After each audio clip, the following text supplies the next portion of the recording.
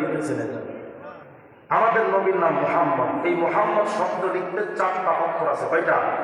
4টা। এদিক তাকান, মিম, হা, মিম, দাল, 4টা না? এই আলেম তিনি লিখতেছেন এই 4টা অক্ষরের আবার আলাদা আলাদা অর্থ আছে। কি অর্থ? তিনি লিখতেছেন, দেখো মুহাম্মদের 4টা অক্ষরের প্রথমটা মিম, দ্বিতীয় 3 নাম্বারটা মিম, মাঝখানেরটা হা, শেষটা দাল। বলে মিম আল উলা ইশারাতুন ইলা মুলকিল আউয়াল ওয়া হুয়া দুনিয়া।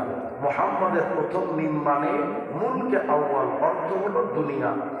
দ্বিতীয় মিম ইশারাতুন ইলা মুলকে সানি ওয়া হুয়া আল আখিরাহ। মুহাম্মাদের দ্বিতীয় মিম মানে মুলকে সানি, অর্থ হলো আখিরাত। মাঝখানের হা ইশারাতুন ইলা রাহমা, হা মানে আল্লাহর রহমত। শেষের দাল ইশারাতুন ইলা দাওয়াম, দাল মানে সদা সর্বদা।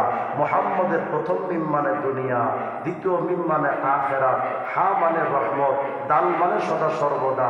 যেন আল্লাহ আমাদের নবীর নামটা মুহাম্মদ দিয়া আল্লাহ বুঝান দুনিয়ার মানুষরে, দুনিয়া থেকে আখিরাত পর্যন্ত সদা সর্বদা আমি আল্লাহর রহমত যদি পেতে চাও, মুহাম্মদের সুন্নাত আর শরীয়ত ছাড়া আর কোনো বিকল্প রাস্তা নাই।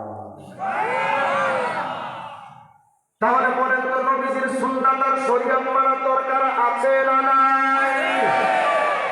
ভণ্ডবীররা তো কয় যে আমরা মারিফত মানি, কিন্তু নবীর শরীয়ত মানি না। বলে না? বলে না?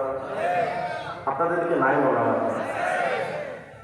তারা আমাদের নাম দিয়েছে শরীয়ত হুজুর, আর ওরা মারিফতি পাগলা গান গায়। কি গায় জানেন? মুর্শিদ মুর্শিদ যে করছে যাও